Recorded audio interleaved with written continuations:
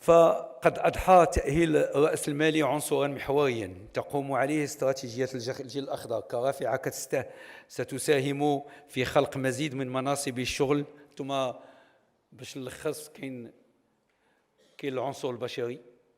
يعني خاصو لايمو، خاصو المواكبة باش في لاكسيون سوسيال. كاين الشباب اللي خصهم يشتغلوا، وكاين يعني التنمية الفلاحية،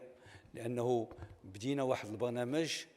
ولكن الحمد لله لا بوبولاسيون كتكبر، لو بوفوار داشا يعني راه كيتزاد والناس عندها طلبات أكثر، فخصنا نزيدوا مازال في البرامج ديال الاستثمار فيما يخص التنمية الفلاحية. فهذا أيتها السيدة ليس برنامج باش حيت واحد البرنامج ما نجحش، باش تعرف بأنه نهار اللي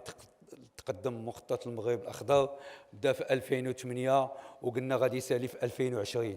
ونهار اللي قبل ما يسالي في 2020 وحنا على أبواب الانتخابات ما قلناش هذه ماشي مسؤوليتنا، هذا المغرب. جينا ودرنا برنامج جديد اللي غادي يبدا في 2021 وغادي يكمل في واحد 2030، هو جينيراسيون غرين، باش هذا الشيء يكون مفهوم عند المغاربه بانه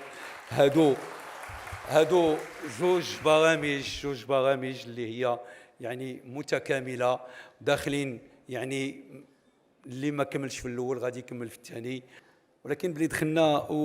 وجبنا زراعات اخرى، يعني في هذا المخطط جينيراسيون غرين جبنا زراعه اخرى، يعني كالخروب وكذلك لاكتيفاسيون ديال الارغان، وكذلك حتى الصبار حنا راجعين ليه الحمد لله من بعد يعني هذاك الافات اللي كان فيه، بانه كاين واحد العنايه خاصه باش بدا كيتغرس الحمد لله.